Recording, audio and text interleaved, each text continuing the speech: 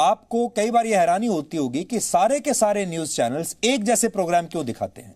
सारे के सारे न्यूज चैनल्स आजकल आपको प्राइम टाइम में डिबेट्स क्यों दिखाने लगे।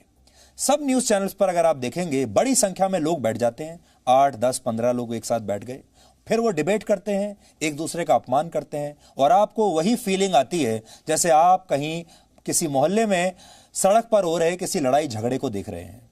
इसके पीछे की कहानी यह है कि डिबेट्स में टीआरपी बहुत अच्छी आती है और वो टीआरपी इसलिए अच्छी आती है क्योंकि जो रिसर्च बताती है टेलीविजन की वो ये बताती है कि जब आप डिबेट देखते हैं जिसमें लोग एक दूसरे का अपमान कर रहे होते हैं या बातें कर रहे होते हैं, तो एक जो टेंडेंसी होती है दर्शक की वो ये है, वो ज्यादा समय तक उस डिबेट को देखता है, वो ज्यादा समय उस टीवी चैनल पर लगाता है। क्यों लगाता है? क्योंकि पहले वो एक व्यक्ति को आरोप लगाते हुए सुनता है, तो पहले आप ये देखते हैं कि देख लेते हैं ये व्यक्ति क्या आरोप लगा रहा है, फिर वो उसके आरोप समाप्त होते हैं, फिर आप रुके रहते हैं ये देखने के लिए कि सामने वाला जवाब क्या देता है, फिर सामने वाला जवाब देता है, फिर आप ये कहकर रुके रहते हैं सोचकर कि अब देखते हैं इसका जवाब क्या है, और ये देखते देखते आप काफी सारा समय, अपना कीमती समय उन न्यूज चैनल्स पर लगा देते हैं, जिससे एक और पैरामीटर जो होता है, टोटल टाइम स्पेंट का जो पैरामीटर होता है,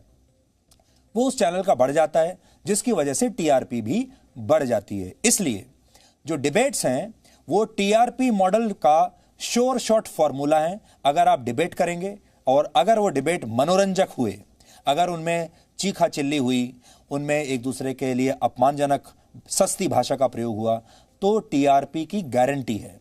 और जैसा भी आपको अनुराग ने भी बताया, इन डिबेट शोज में पैसा नहीं लगता, इसमें कोई पैसे का खर्चे का सवाल ही नहीं है। ना तो आपको रिपोर्टर अपने ग्राउंड पर भेजने हैं, ना आपको रिपोर्टर्स की जरूरत है, ना न्यूज गैदरिंग की जरूरत है, ना रिसर्च करने की जरूरत है, ना पढ़ाई लिखाई करने की जरूरत है। और इसलिए ज्यादातर न्यूज चैनल्स अब यही कोशिश करते हैं कि वो डिबेट करते रहें सारे दिन। और आपने ये देखा होगा कि ग्राउंड रिपोर्टिंग अब धीरे धीरे न्यूज चैनल से गायब होती जा रही है, इसलिए क्योंकि ग्राउंड रिपोर्टिंग मुश्किल है। ग्राउंड रिपोर्टिंग में पैसा भी लगता है और ग्राउंड रिपोर्टिंग में मेहनत भी बहुत लगती है। अब की जो बिजनेस मॉडल है न्यूज चैनल्स के, उनमें न्यूज चैनल्स रिपोर्टर्स पर पैसा खर्च नहीं करना चाहते, वो रिपोर्टर्स को बाहर नहीं भेजना चाहते। इस बात को आप समझिए। अगर आप भी इस मुद्दे पर अपनी कोई प्रतिक्रिया इस समय देना चाहते हैं तो आप #TRP इन लॉकडाउन पर ट्वीट करके इसी समय अपनी राय दे सकते हैं। आपकी स्क्रीन पर आ रहा है TRP इन लॉकडाउन।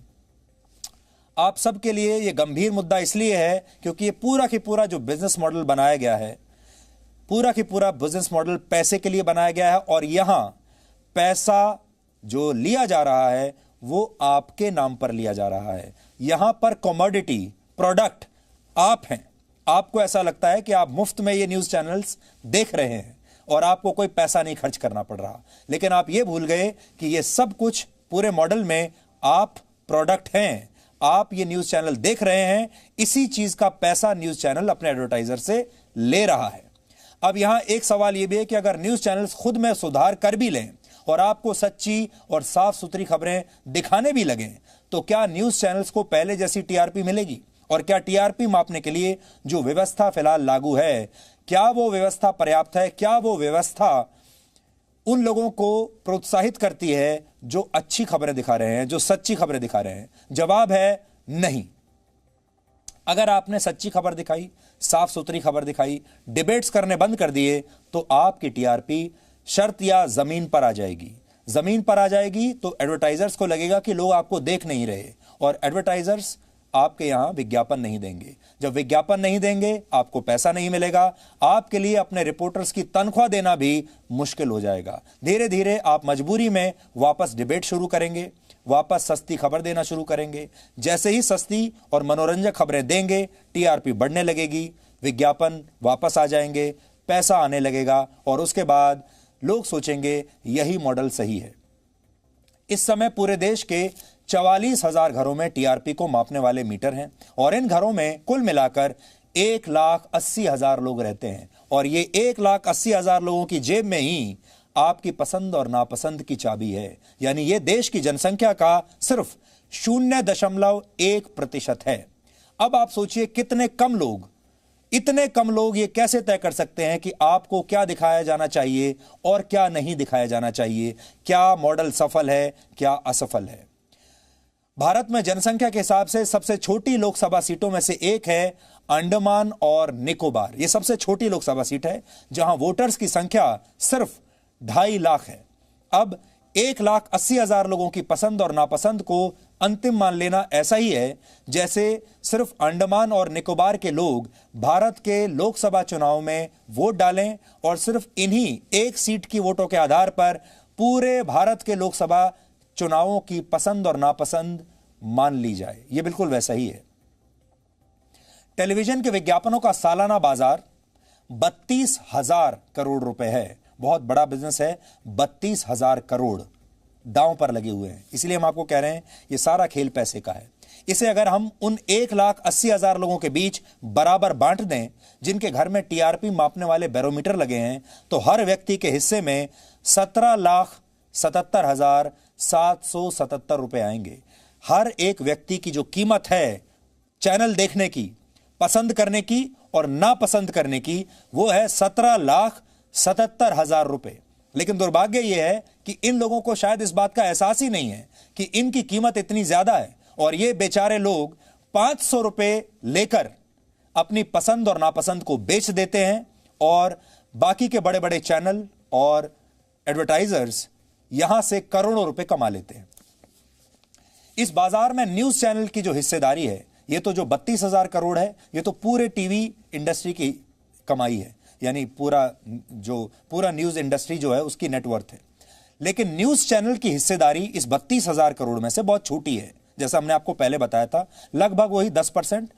3600 करोड़ रुपए का जो पूरा बिजनेस है वो न्यूज चैनल्स का है। एक साल का 3,600 करोड़ का, जिसमें सब न्यूज चैनल आ जाते हैं, चाहे वो हिंदी हो, अंग्रेजी हो, क्षेत्रीय भाषाओं के हो।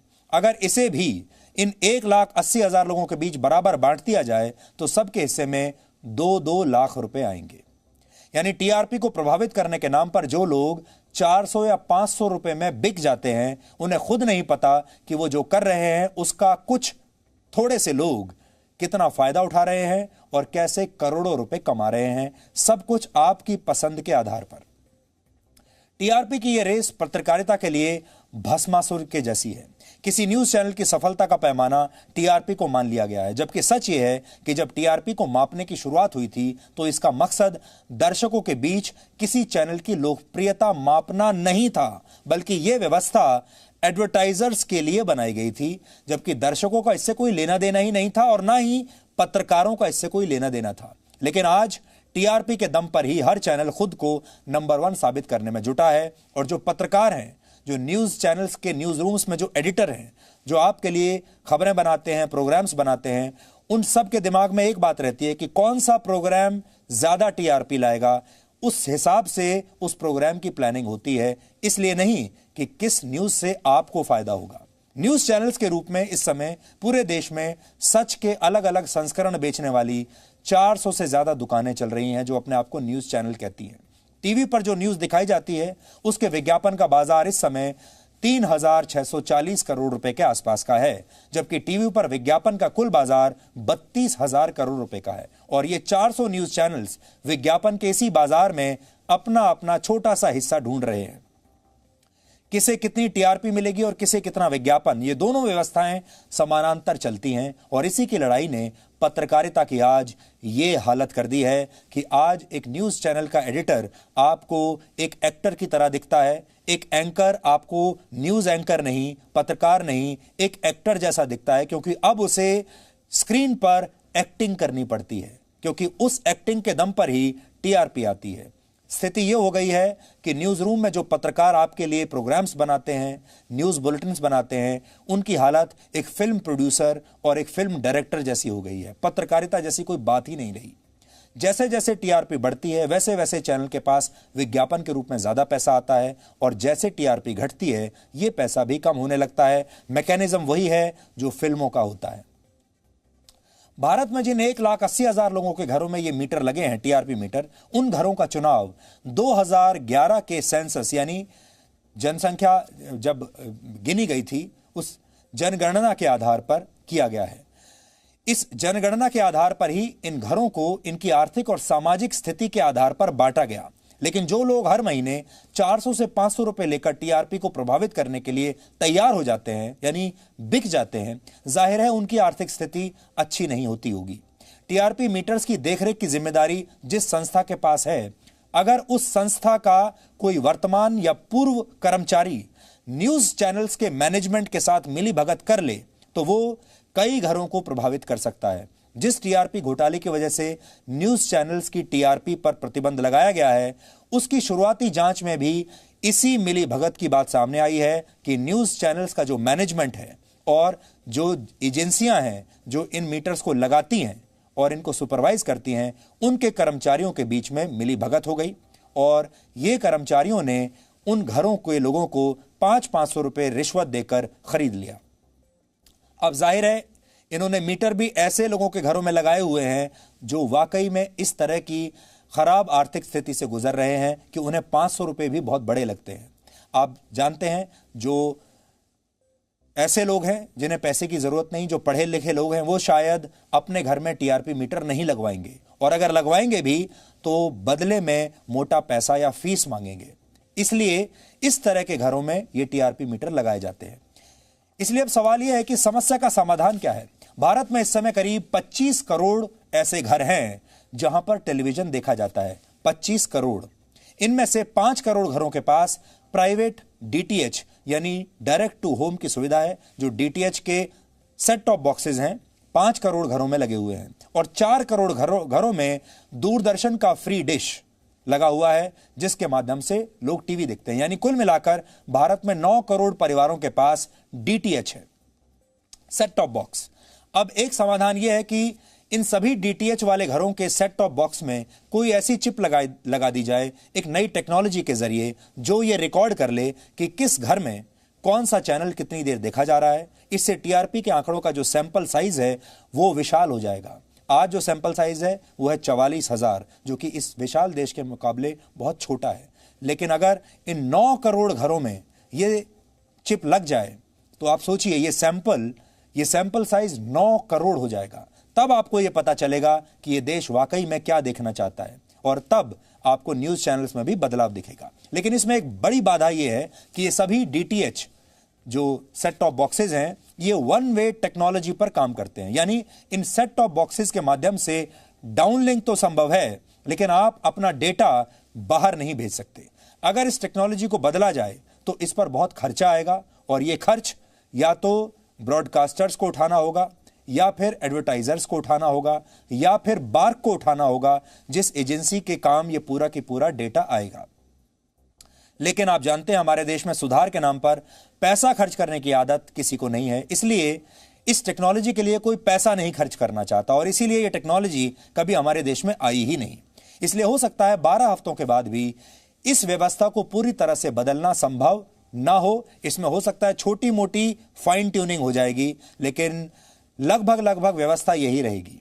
मुंबई की झुग्गी झोंपड़ियों में भी टीआरपी को रिकॉर्ड करने वाले ऐसे मीटर लगे हुए हैं। आज हमारी टीम मुंबई के इस इलाके में पहुंची और यह समझने की उन्होंने कोशिश की कि इस घोटाले को कैसे अंजाम दिया जाता था और इस दौरान हमें क्या पता चला, आज आपको देखना चाहिए। मैं इस वक्त मुंबई की एक ऐसी बस्ती के एक ऐसे घर में हूं जहां पर टीआरपी कैलकुलेट करने वाला बैरोमीटर इंस्टॉल किया गया है। आखिर ये बैरोमीटर होता क्या है? ये बैरोमीटर एक ऐसी मशीन होती है जिसकी लोकेशन आमतौर पे बहुत ही ज्यादा कॉन्फिडेंशियल होती है।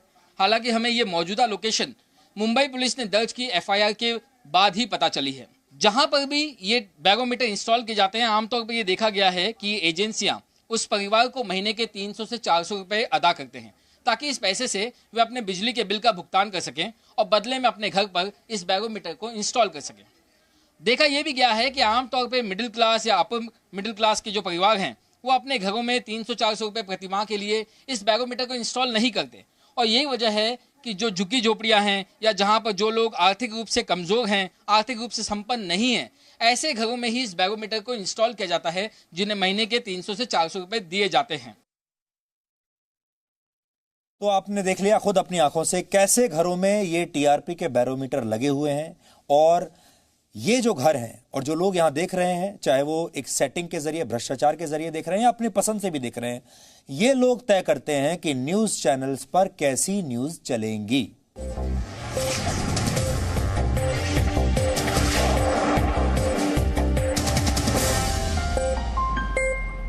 Presenting B News app, available on Google Play and App Store. Download it now.